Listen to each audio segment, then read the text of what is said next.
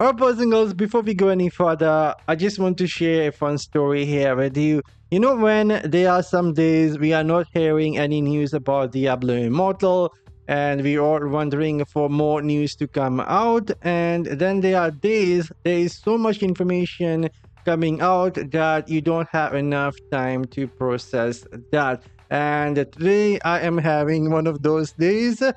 So much information coming out so fast. I was just chilling, enjoying playing some Divinity Original Sin 2. This is a game I purchased on PC about 4 years ago. Never played it, and I have been waiting for the upcoming major update. And I was like, let's see how good the game is, and it turned out to be pretty good. It is a classic CRPG game like Boulder Gate by the same developer. I have been enjoying that. It is a single player game, but I was enjoying playing that. But now we have more information coming from the China side of Diablo Immortal, and it is different, or it has more information than what we have been seeing since yesterday. And so I wanted to share all that with you guys right now so I can go back and play some Divinity Original Sin before I go to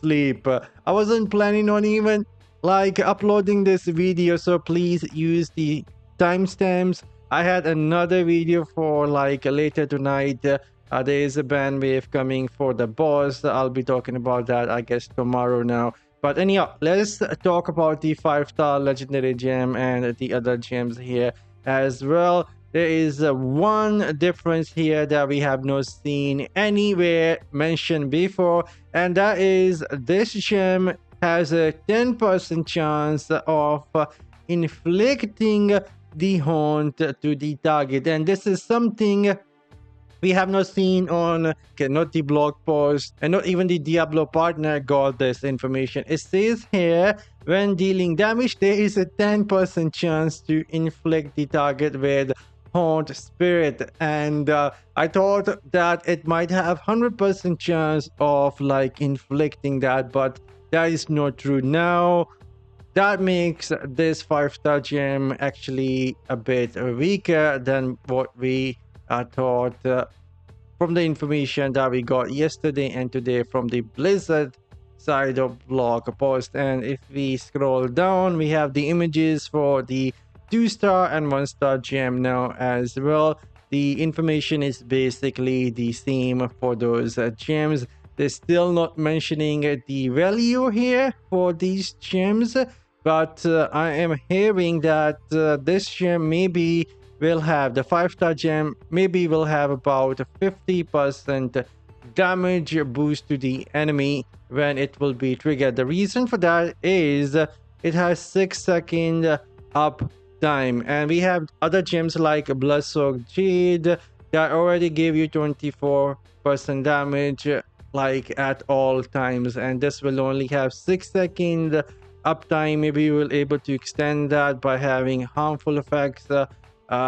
Maybe it will work, maybe it will not work. We have to wait and see. And because of that, they might give it a bit more burst damage, and then you have to go on the downtime and wait for the gem to activate again. So it could be something like that. So up to 50% damage possible on this gem. So that is the first piece of information that is different compared to rest of the information we have been seeing. And moving forward, everything remains same. Major update dropping on 25th, and then we can expect the new exploration. Basically everything is going to be same, new story, then clan system getting a big update, new 5-star gems or legendary gems, and optimization for the familiar.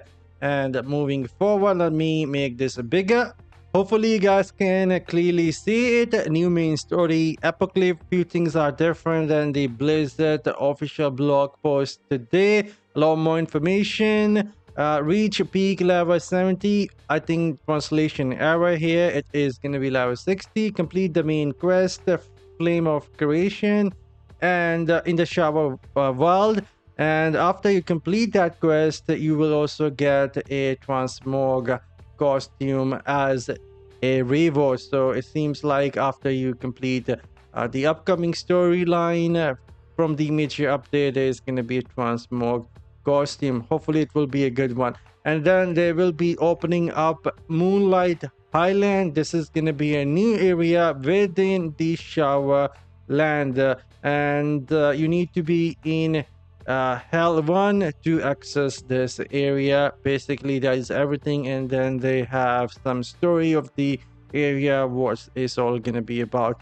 And if we scroll down, this is going to be a new event that they will be adding to the shower walls. Moonlight, shine on the wilderness, shadow of the tree, hide danger. So this is again basically a new zone event for the shower world. You need to be in Hell 1 in order to participate in this zone event. But then yeah, moving forward, eternal conflict faction system update. This is basically cycle of Strife. A lot more information available here, basically introducing new rules.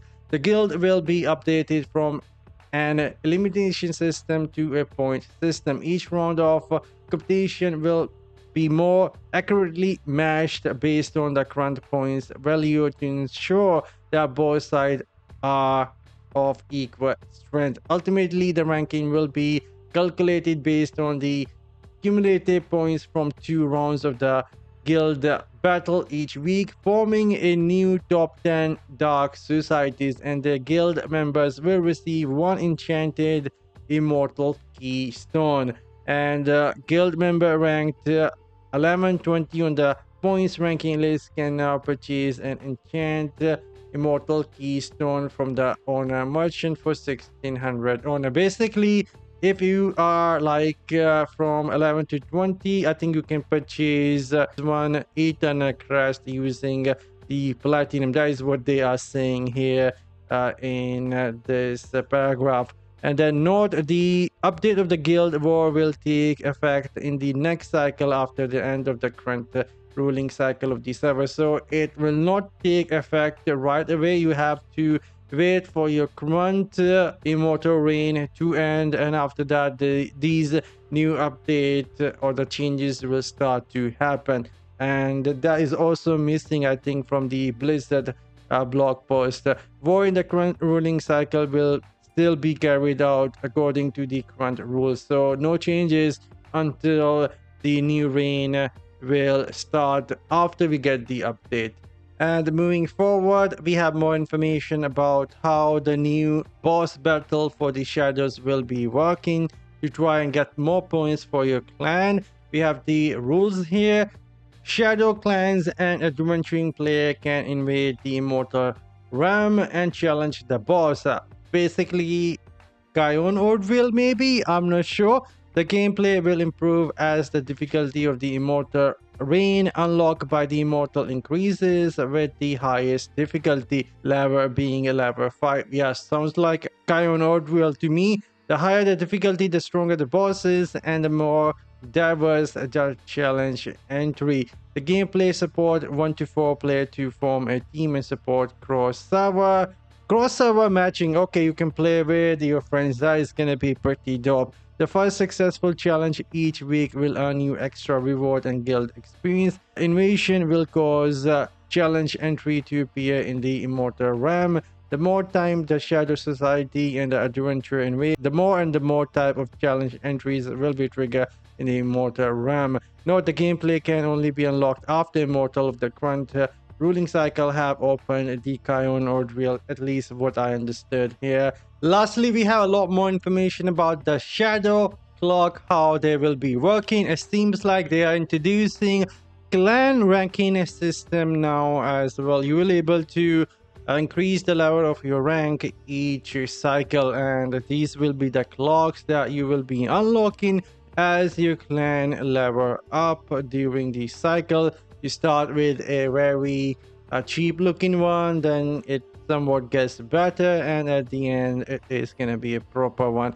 But anyhow, we have some rules here how it is gonna work. The guild level cap is now increased to level 24. In addition to guild objective, participating in the guild war and Assault on the Immortal realm can gain a large amount of guild experience, and the more people participate, the richer the experience. A member of the Shadow Society will receive 3 levels of clock appearance exclusive to Shadow Society faction when the guild reaches level 14, 20, and 24 respectively, which will take effect during this ruling cycle. So it will reset every single cycle, and then you need to try and level up your clan once more. At the same time, the Shadow Society level 1 guild advantage will be fixed at rapid progress rank mark.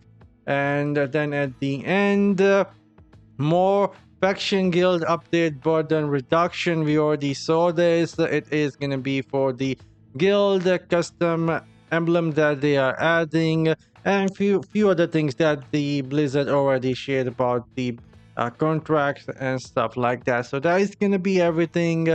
A few things which were different from what we know, and some new stuff here as well. Now I'm sending you all back to playing some Divinity Original Sin, and I'll see you guys tomorrow. Finally, we'll be posting the build I have been holding off for so long, the new Wizard PvP build, giving you so much crowd control and the damage at the same time with the movement speed. I'm signing off. See you all in the next one. You guys have an excellent day later.